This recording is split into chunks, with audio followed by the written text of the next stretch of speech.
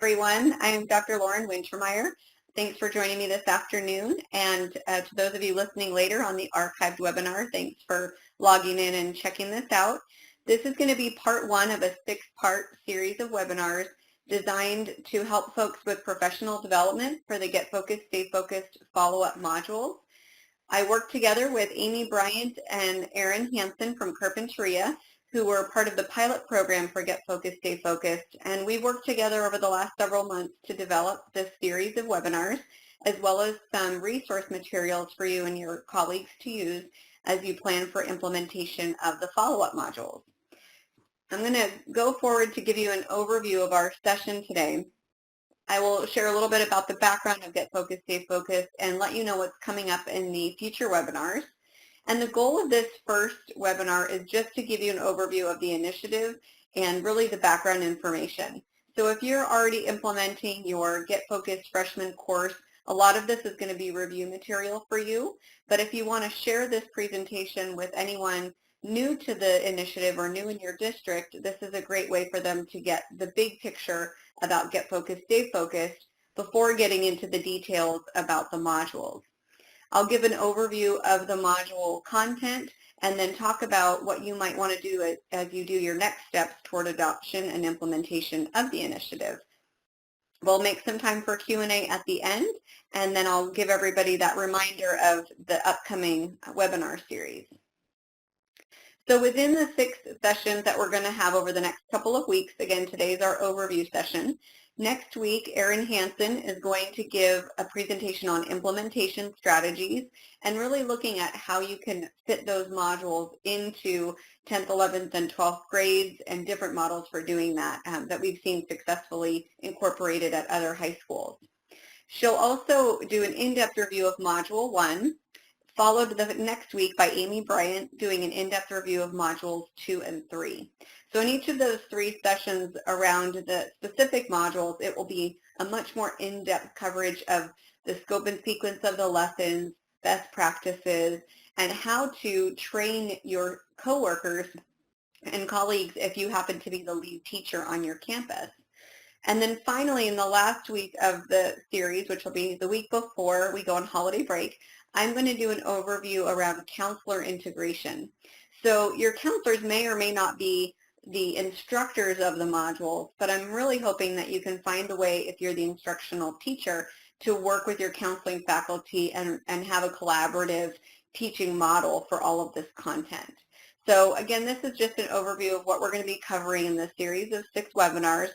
Additionally, a goal for creating this professional development is to give you the tools that you may need as the lead teacher or lead administrator or counselor on your campus to use these resources in your own on-site professional development. So what we've designed is the series of keynotes and handouts that you'll be able to download and then share with your staff colleagues. And as a part of, and the intention of this is to help empower you to lead the implementation efforts on your campus. So we're trying to equip you with as many resources as possible to do that, so that you can come in and listen to these archived webinars, and or you can download them and be the presenter yourself. We've even included presenter notes for every slide, so that if you're the person facilitating professional development on your campus, you'll be able to download the presentation and run with it and really have some fruitful conversations within your campus. Before we get too into the history of Get Focused, Stay Focused, I think it's helpful to use a recent video that was developed by a CTE dean, Dr. Kevin Fleming from Norco College. He was able to create this great video for us called Flipping the College Decision-Making Paradigm. And I think before I talk too much about our initiative, I'm going to show you this video because it really eloquently and succinctly outlines exactly why we put the efforts into Get Focused, Stay Focused.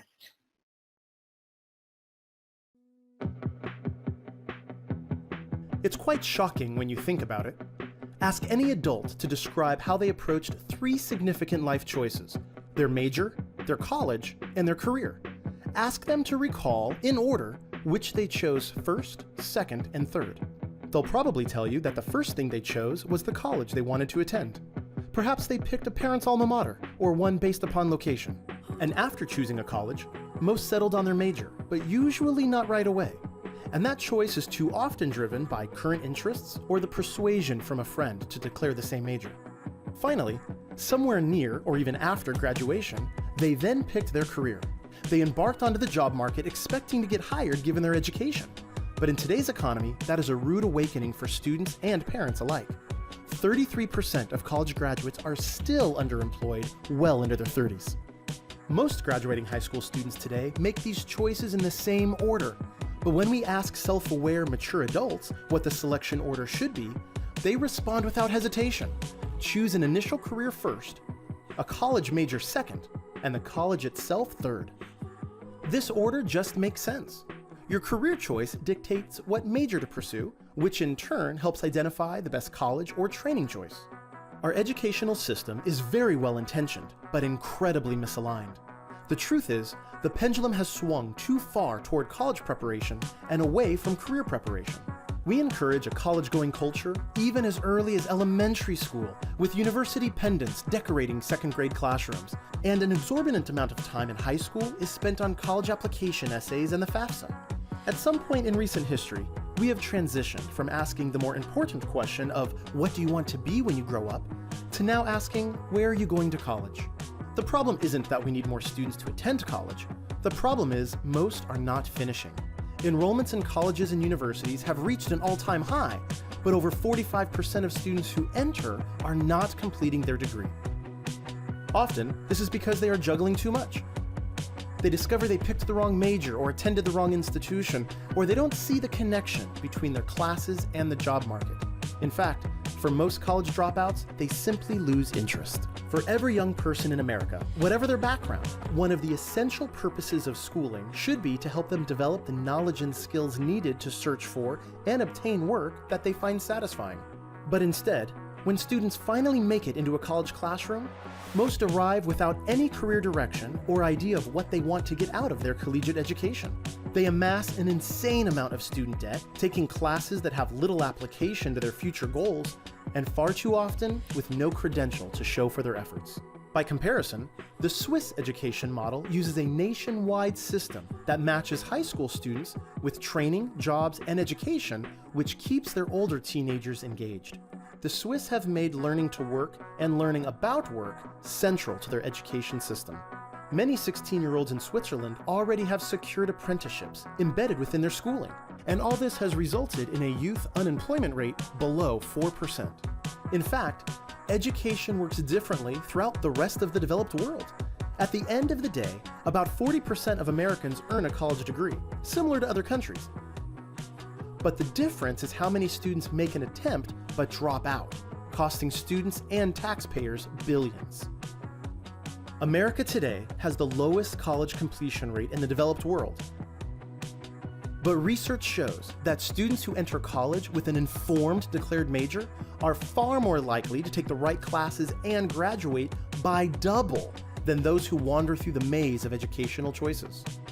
This simple flip of the college decision-making paradigm is the first step in how every student in America should approach their education. Students are more likely to complete their post-secondary education or training if they enter college with three things. First, a carefully considered career path. Second, an informed major or affordable training program that match their career and life goals. And third, a unique skills-based education plan that facilitates successful entry into the job market. That's impossible, you say?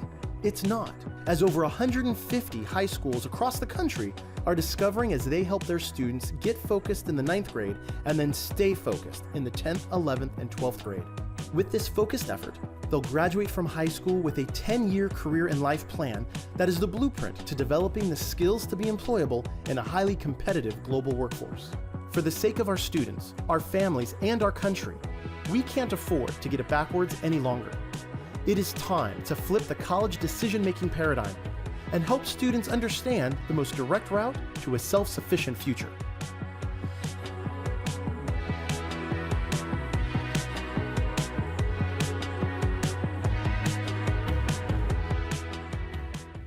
So many of you may have seen that video before, and even as a snapshot, that can be a great summary to share with colleagues who may be unfamiliar with the initiative to give them a quick perspective of the background.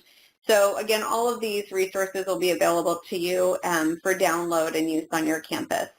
To give a brief background of how we began Get Focused, Stay Focused, I'm going to show a couple of slides of data that you may or may not be familiar with, but most people have seen this pipeline around the number of students who start ninth grade, and just as a percentage chart, how many continue to graduate from high school, potentially enter college, and of those matriculating to college, how many need remediation, and then how many actually graduate from college. So this data was from back in 2011, but we tend to see the same data repeated over and over again. And despite our best efforts as educators and our many wonderful initiatives over the years, we haven't really succeeded in changing this paradigm shift, or changing this paradigm, including the data outcomes for our students. And we know we're often measured on our data outcomes. So if we're not making a significant change, perhaps we're not meeting our mark. So we started to talk about some of the things on our campus, and this was when I worked at Santa Barbara City College as the director of dual enrollment programs. My dean, Dr. Diane Hollums, and I were able to really brainstorm what we were seeing with our local partnerships in our high schools, as well as our students moving on to four-year universities, and to take a step back and ask ourselves, are we meeting the mark as an educational system? So we looked at things like dropout statistics, which in our local partnerships wasn't as high as the national data on dropout, but we realized that our college dropout rate is very significant, and it does hover around 50%.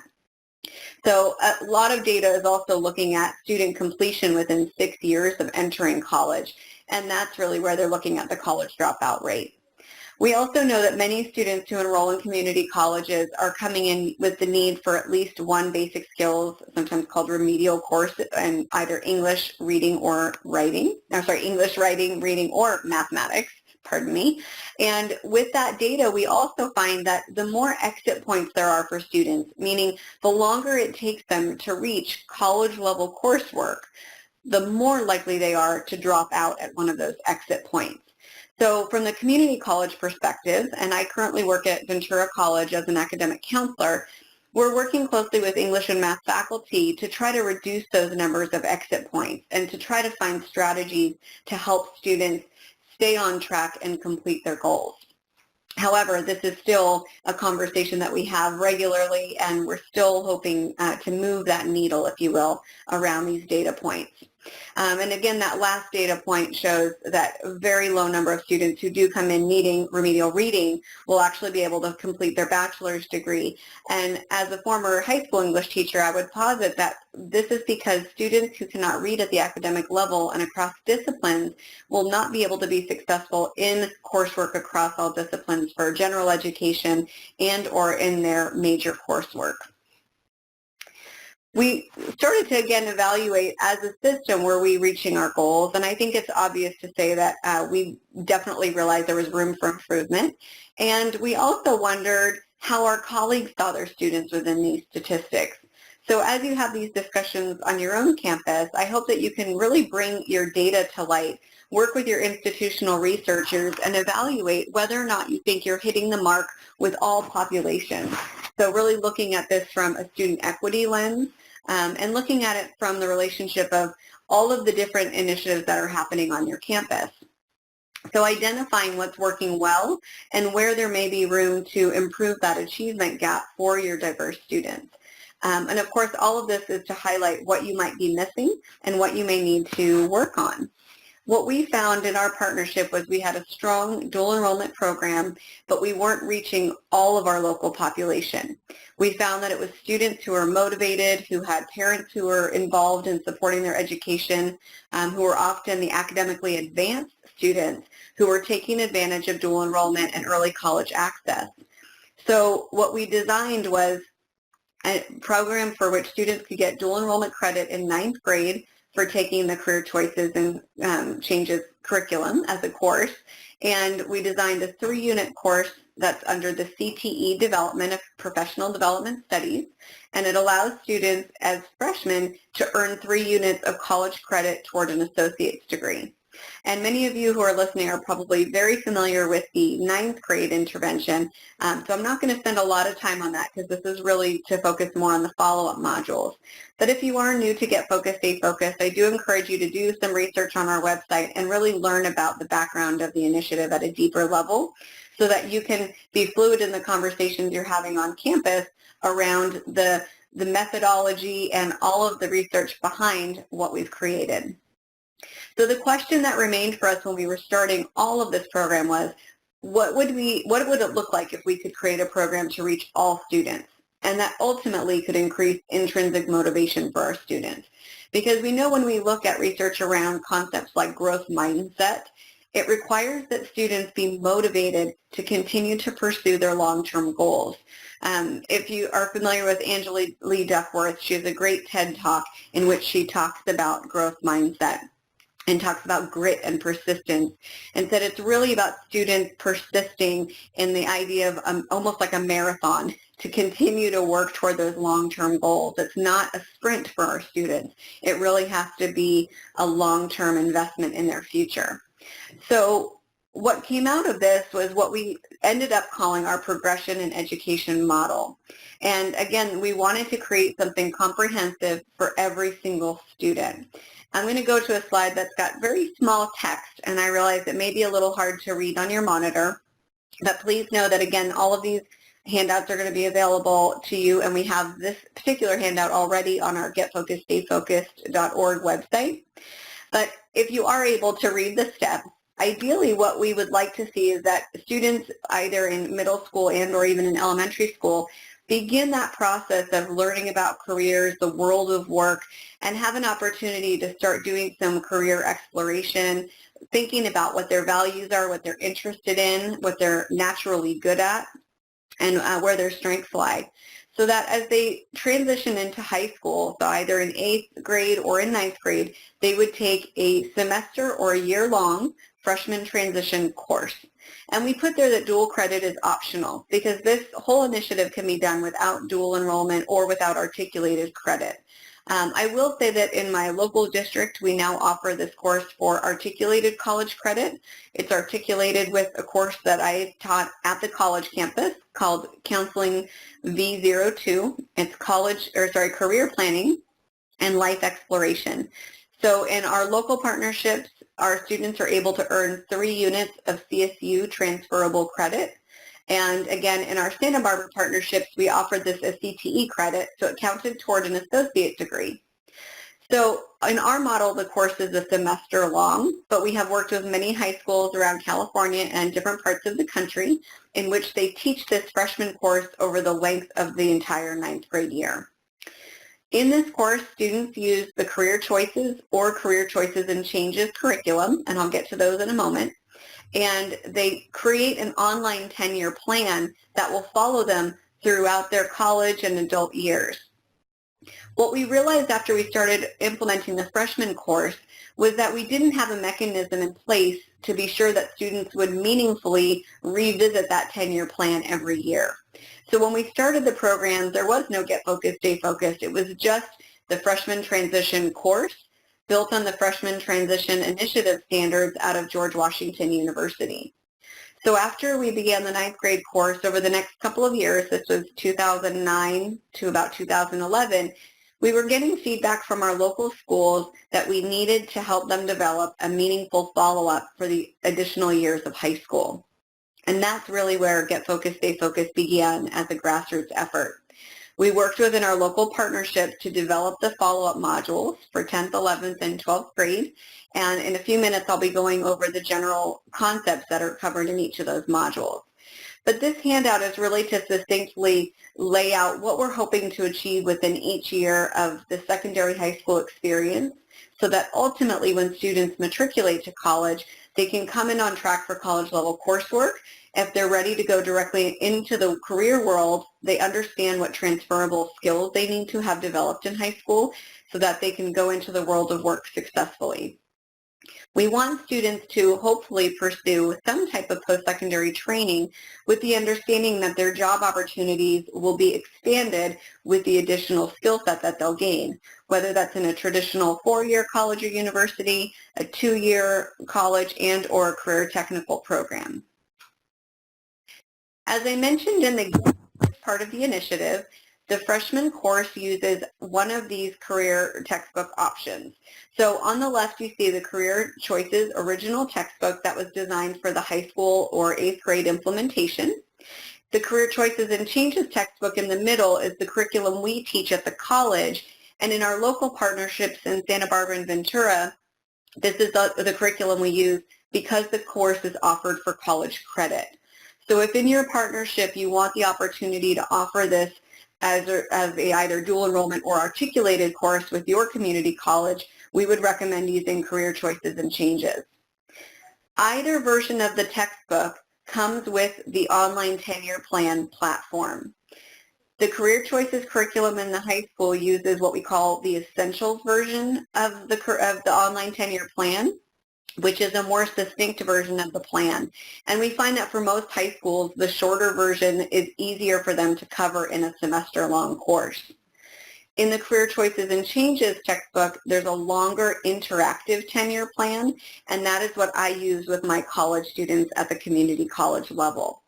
So if you're unfamiliar with these textbooks, I would recommend that you talk with the publishing company, which is Academic Innovations, and speak with the educational consultant and ask for a review set of both books so that you can look through and determine which book would be a better fit for your population.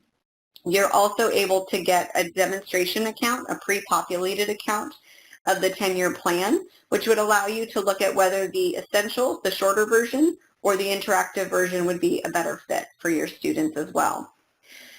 Our partnerships, again, decided to use Career Choices and Changes, but we do have the students use the shorter version of the 10-year plan in the high school, again, just because they're able to cover that in a semester-long course. Within the freshman course, and again, this is whether this is in the 9th grade or in the college implementation, students go through 3 thematic concepts. Who am I, what do I want, and how do I get it? As you can see from the bullet points below, the students are doing a lot of self-inquiry during this first section of the Who Am I. They're really looking at strengths and aptitudes, looking at how they want to be remembered in their lifetime. They start to really hone in on what their hierarchy of needs would be. Why is it important to understand self-sufficiency and meeting those needs as they go through adolescence into adulthood? They will look at financial literacy, which is honestly when we see their light bulb go off, the aha moment, when students realize what it costs to be an independent adult. And then they start to look at what career options would match with their lifestyle expectations.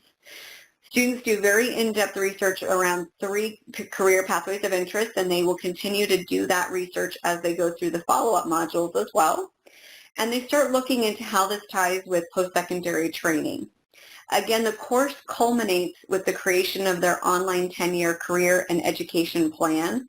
And I think it's important to note that that plan is a skills-based education plan. It doesn't consist merely of the courses a student needs to take, but it incorporates the myriad skills that they will need to emerge into the workforce successfully. It helps students to realize that they're gaining transferable skills all the time, and then also where they can go to learn additional skills that they would need for their desired career pathway. In thinking about the 10-year plan, if you're unfamiliar with it, I would encourage you to really look at the different ways it could be utilized by students, teachers, counselors, and as students matriculate, how you as a college professional can also use it. So again, whichever level you're at, there's a lot of different ways that the 10-year plan can be incorporated, whether it's helping students monitor their own progress toward goals, bringing it into counseling meetings, because counselors and teachers at the high school site will all have access to students' 10-year plans. So in meeting with students and re-engaging them if they're slipping off track or just helping them on their next step planning, this can be a wonderful resource to use. And it can also help you figure out which additional outside resources in your community a student may want to seek out for additional experiences like job shadows, internships, etc. If you are a college faculty member or administrator, you could also think about how the students coming from your local high schools with their 10-year plan can bring that into all of the new student advising processes that are required for the SSSP, the Student Success and Support Programs, because as community colleges in California, we're required to have all incoming students have an abbreviated education plan when they begin college. And then by the end of the first year or 15 units, they need to have a comprehensive education plan. If they haven't taken this course and they haven't done the career research, it's really difficult to make a meaningful education plan. And if you're listening to this and you're outside of California, I imagine your state systems have similar requirements for students to develop education plans for completion. And again, the 10-year plan lays a beautiful foundation to get that done in the most efficient way possible. I'm going to play this advising video now to give you an example of what it looks like to advise with the 10-year plan. So I just brought you in here today to talk a little bit about your 10-year plan. Maybe just start out by telling me a little bit about what that plan is for the next 10 years. So first, I just want to focus on graduating high school, and then after that, try to apply to some colleges, hopefully get into a four-year university, and I want to try to find like a degree in electrical engineering. One of the questions here says, what aptitude, strength, and skills does this job call for? And you responded, and it's kind of weird because the first thing you wrote was good math skills. Yes, sir. Right? So it's kind of the point now where we have to look and say, I know that I'm capable of math, and I need math to get where I want to be, and the only thing that's standing in the way right now is the relationship between you and your teacher. Yes, sir. What would be a skill that you don't have now that you'll need to acquire before you become an electrical engineer? Right now, I definitely procrastinate on a lot of my work. I managed to get it done, but it would help in the long run if I could get on top of my work and not procrastinate. I feel like procrastinating kind of puts a heavy load and stress on my shoulders, and if I was able to take that off, it would make my life a lot easier in my job in my future. What would be a small way that you could work on procrastination even this weekend? Getting on top of my homework, specifically like today, Friday, and just working on it little by little rather than saving it for Sunday night to do. Sure. How about we do this? Okay. Let's write down 3 things that we want to achieve by next week as far as in the classroom in geometry. Okay. Okay? And I'm going to let you decide. And if you need help, you tell me and I'll help you come up with something. Okay. What's the first one you want to do? I think the first and foremost, I want to let her know how I'm feeling and ask her like, what can I do to like improve things in the class. So, 1, we're going to let her know her feelings. 2, I'm gonna ask her if I can make up the work, and if so, like what are the deadlines and things like that. Okay, so I'm gonna try to collect all my makeup work that I didn't complete. That sounds awesome. What would be a way you could reward yourself for making progress there? I would just have more free time. That's more of a self-reward rather than anything, because free time is hard to come by when you have a lot of schoolwork, and doing it a little bit here and there, like in the gaps of like dead time in your life. If I did it then, I'd have more free time and opportunities to hang out with friends and family. So we've got let her know her feelings, collect makeup work and find out deadlines on them. And then what's the last one? Do you have any suggestions? My suggestion would be to think about where I'm sitting. Because I know if I was sitting next to my best friend for a whole class period, are you in there for an hour? It's over an hour. I have a 4th period, so it's like an hour. So you're in there for the block. Okay, Yes, sir. An hour and a half. If I was sitting next to my best friend for an hour and a half, it would be hard for me to pay attention and be able to get work done. Yes, sir. Because we're going to have plenty to talk about and plenty to joke around about. You know what I mean? Yes, sir. Yeah. So I think the third option would be to look at where you're sitting and see if there might be some kind of change you can make. Or, if you're not comfortable moving, just talk to your best friend about, hey, man, I'm really trying to buckle down, so, let's try not to talk as much. Okay. So let's just look at where we sit. And I'm going to let you make that decision. I'm not saying you have to move, but it might be a conversation that you need to have with your friends. Yeah. So again, that's just a brief overview of how the 10-year plan might be used in working with students, but of course there's many other ways, and I have to say as a community college counselor, it's really exciting to start to see some of our high school students who are beginning to matriculate to our colleges who already have their 10-year plan in place, and it creates a really rich dialogue with them as new college students around their experience over the 4 years of high school, what they've learned about themselves, and it really enhances my ability to counsel them effectively in a shorter amount of time, which, as we all know, the ratio of counselors to students is not what it should be, and we need as many time-saving opportunities as we can get to best use our counseling appointments efficiently. One of the other goals, as I mentioned, with the freshman course and the initiative as a whole, was to look at that need for remediation. So we know what the data is. We know that we have lots of students that are coming out of high school to college with the need for basic skills support. And one of the small kind of side campaigns we did as part of Get Focused, Stay Focused was to create posters similar to this that we gave out to our high schools to put in every single classroom. And I wrote up a mini lesson for high school teachers to present that discussed with students as early as 9th grade and ideally every year throughout high school what the cost would be in time and money if they did not matriculate to college on target for college level coursework. So that's looking at whether they're 1, 2, or more levels below college level for English and math.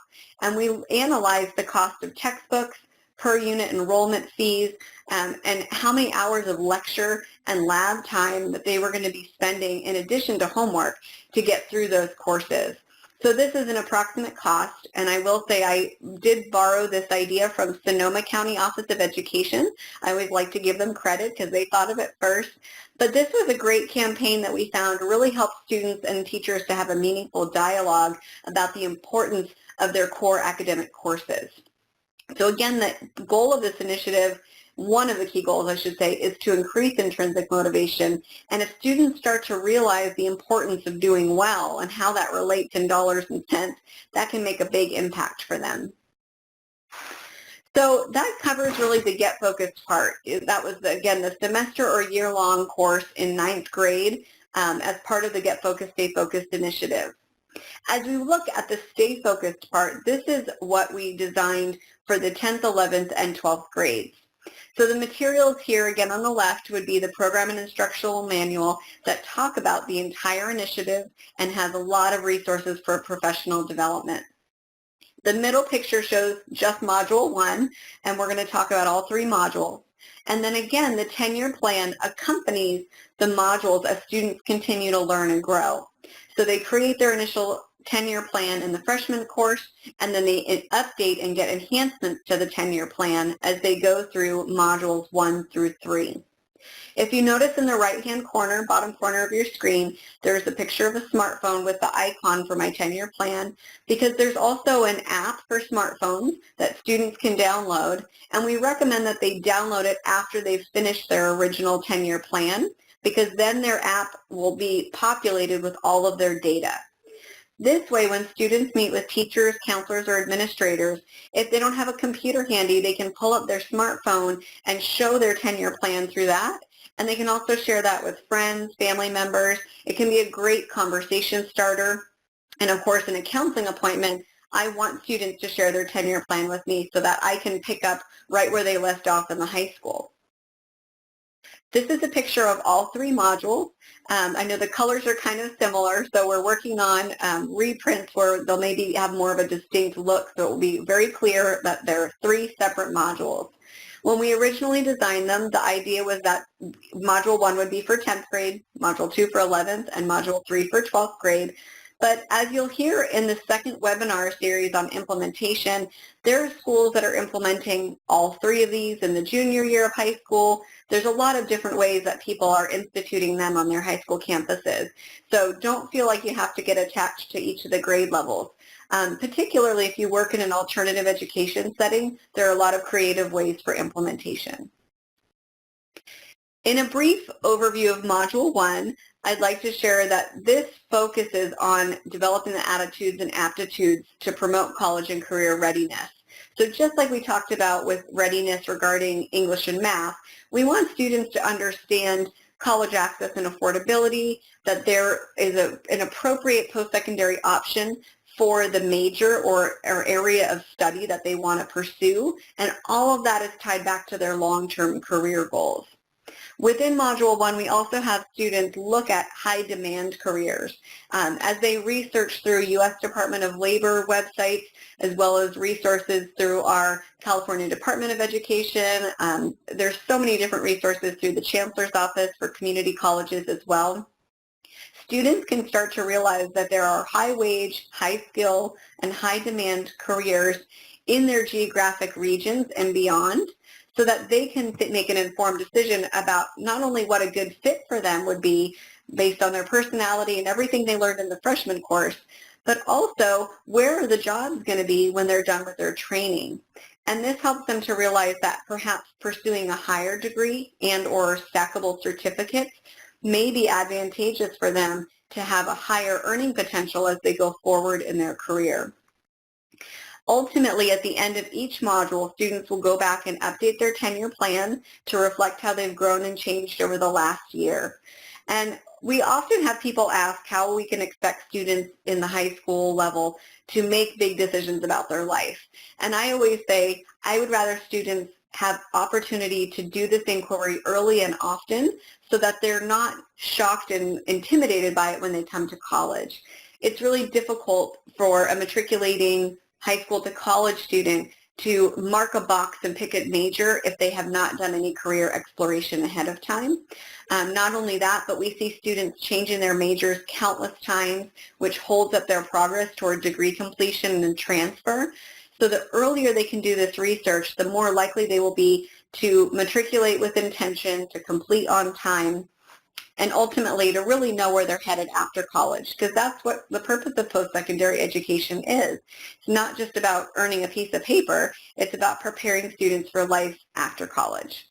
So we're not locking students into their tenure plan, but rather we're inviting them to have the resources to make informed decisions as they grow, change, and mature. And understanding that career development is truly a lifelong journey. There's never going to be one perfect answer or one job that they're going to potentially stay in for 40 years. They're often going to want to change and move direction in their life, and we want them equipped with the skills to do so successfully. In Module 2, we're asking students around the junior year of high school to really evaluate again, am I on the right path? And if so, how is this going to tie into my educational journey? Within this grade or this module level, we want students to also look at STEM-related careers, and I should probably change that to STEAM-related careers.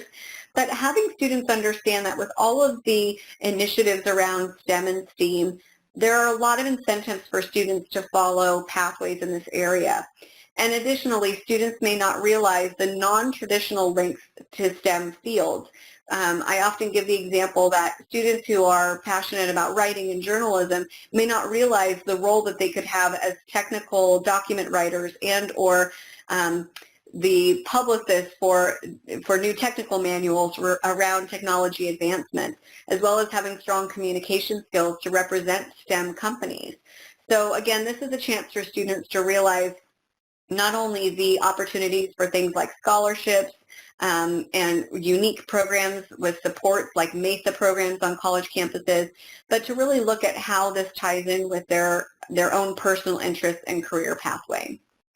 So within Module 2, we ask students again to reaffirm and or change that career path that they had designed in 9th, 10th grades, and then to choose a major or majors, because they may want a double major or major and minor, that may fit with their chosen career path.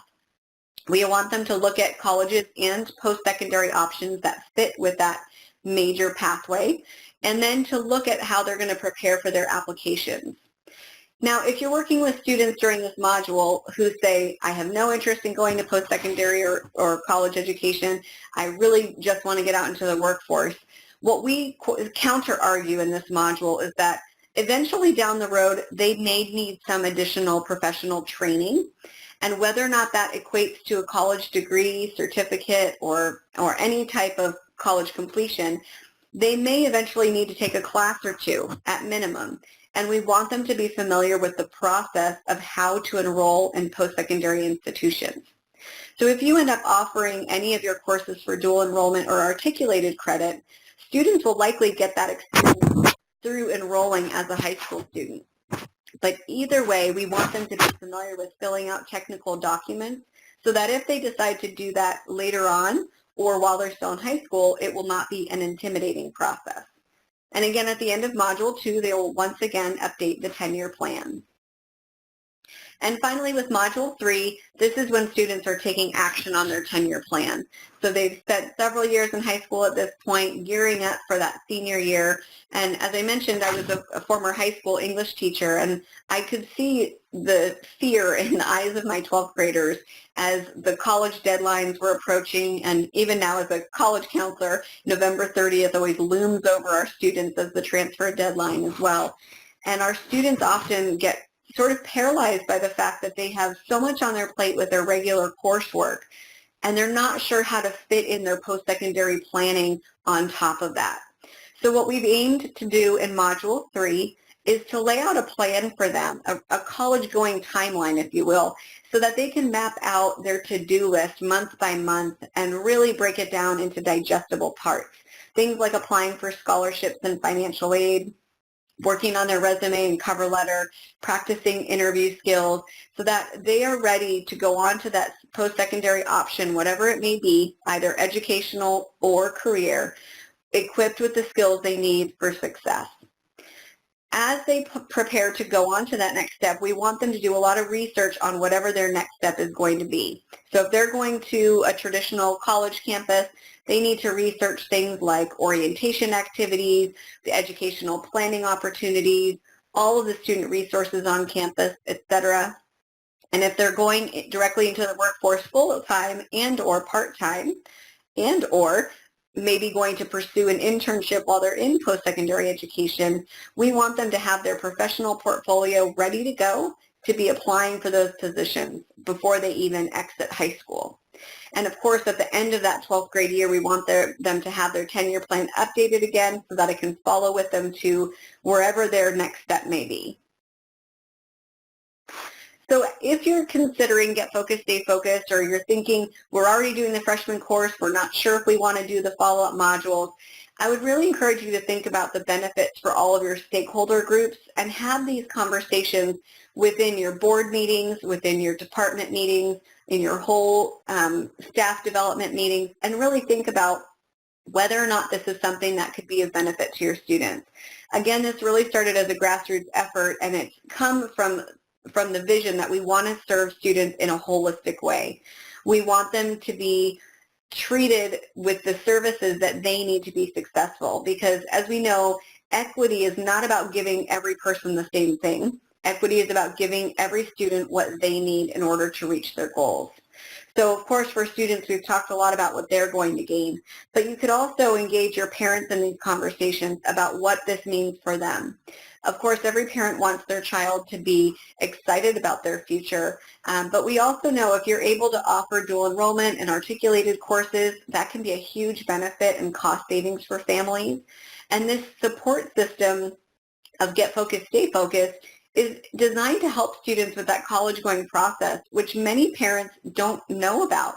Even parents who do have a college degree often earned that degree many years ago, and things have changed drastically even in the last 5 years. So unless it's a college, or a parent who's also a college student right now, chances are things are different than when they were in school, and we want to take that pressure off of the parents to do all of this navigation for their students. If you're at the secondary school level, some of the research we get back from our schools is quantitative and looking at what's going on with their student data, but part of it that means more to us than anything is the qualitative feedback around a change in school climate, a change in the attitudes of their students where they realize how important it is to engage in their own life and education. I'm going to go over some data in a little bit more depth in just a minute, but I think as a secondary school educator, the goal is to help students navigate through our doorways successfully so that when they leave, they're equipped to go into adulthood with as many skills as we can equip them with. If you're working at the post-secondary level like me, if you're a college counselor, faculty member, or administrator, then you realize how important it is to help students come in on track and matriculate as smoothly as possible. We know that shift from the high school environment where we have a lot of people looking out for students to the college environment where students are required to self-advocate is very difficult for many of our students. So we want them to understand where they can go for support on campus, and we want to help them make sure that they stay on track to completion, that there's, again, as few exit points as possible for us to lose them on, so that we can track them all the way through to their transfer and completion goals. If anyone's logged in from a community partnership, whether that's an industry representative, workforce representative, a big benefit for them is just that the partnerships with the schools through this program is designed to give the industry partners a huge voice and influence on our educational outcomes. We know that we need to train the future employees of all of our industry partners, and we need those industry leaders to tell us how to better do that. So again, we want our community partnerships to be strong. We want industry leaders coming onto our campus as guest speakers, as mock interviewers. We want them hosting our students for job shadows and internships and ideally, eventually employment. So again, this is an opportunity to not only engage with every single student on your campus every year in a meaningful way, but to also engage with your community partnerships on a much deeper level. Some of the data that Carpinteria High School shared with us when we were starting this program was around their A through G completion rates. So if you're listening outside of California, A through G, it would be the sequence of courses that students need to complete in high school in order to be eligible to apply to our four-year state college systems and universities. We started Get Focused, Stay Focused as a pilot program in the 2009-10 school year. So that was the first year the freshmen had the semester-long course. In that year, the graduating seniors, only 24% of them had completed those A through G courses. In 2011, 10, 11, and 11, 12, the students who had the courses freshmen did not have the follow-up modules yet because we had not yet written them. So 2012-13 was the first year where students had any exposure to the Stay Focused modules. So if you look at that completion rate, it nearly doubled for that first group that came through the pipeline. And we don't have data for this last year, but it's so exciting to see a huge growth in the number of students who are self-advocating to their counselors that they want to finish the A through G course sequence. Because that means whether or not they go directly to a four-year university or if they come to a community college, they are more likely to be on track for college-level coursework, and we know that means they're more likely to succeed in completing a degree or transfer. Carpinteria also shared their API. They showed their academic performance index, and we saw a huge gain there. They also shared the number of suspensions had dramatically decreased. So again, 2009-10 was when we started this, and continuing on, we saw a steady decline.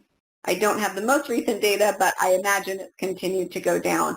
And the principal shared with us that anytime a student would be sent to his office, he'd look at them and say, I just looked at your 10-year plan, and I didn't see being in the principal's office as part of your goals and your 10-year plan. So what are you doing here? And that would allow kind of a lighthearted moment for the student to realize that they really needed to get back on track. So in moving forward with implementing the follow-up modules, again, the second part of the webinar series is going to be held next week on December 6th at 3 p.m. That will be the second webinar, and that's going to allow you to get more of an in-depth overview of how to implement the modules. So the next couple slides I'm going to go over rather quickly, but they will be covered more in depth next week. So when we designed the modules, we wanted them to be integrated ideally into an academic course. We did tie them with the Common Core state standards for English language arts, as well as the standards for college and career readiness.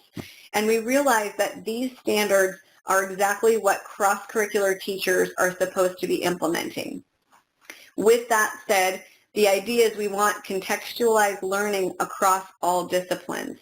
so that students can see the relevance of what they're learning in their classroom to how it's going to relate to them in the real world of work beyond education. This is a handout that's available online and in the program and instructional manual that gives an overview of the 16 lessons in each of the 3 modules. Sometimes people question why it's 16 lessons, and I'll say very briefly that it's because 16 hours is the minimum number of hours for 1 unit of college credit. So as I mentioned, the Get Focused Freshman course we offer as a 3-unit semester-long course, and that means it meets between 48 and 54 hours. But for the follow-up modules, we wanted the opportunity to also offer additional dual enrollment credit. So that's why we structured each module to be the equivalent of 1 additional college credit. That said, within the implementation strategy, Erin Hansen will talk about which of the lessons we see are the keystone activities that are really essential to be covered. Of course, ideally, we want you to cover all of them, but we realize that sometimes master schedules make that difficult. So that's something that she'll talk about in the next module. Again, just as a review here, each module is going to end with students revisiting their 10-year plan. And our belief is that as students continue to revise that plan, it becomes even more meaningful to them and ideally more motivational. Because again, this is the student's voice, and all of these courses, whether it's the freshman course or the Stay Focused modules, they're all about your student. And that's really ideally what hopefully a student wants to talk about. So it should be a very engaging course for them. By having the online plans available across your campus, this allows anybody on your high school campus to pull up any student's plan and to have a meaningful conversation about it. Again, we see counselors using this probably the most frequently outside of the course instructor, but this could be used by cross-curricular faculty as well. So just as you saw in that brief video, you could have a math teacher talking with their student about how to get back on track, what strategies they could incorporate, and why that class is important for the student's future. So again, there's a lot of different ways to use that online portal.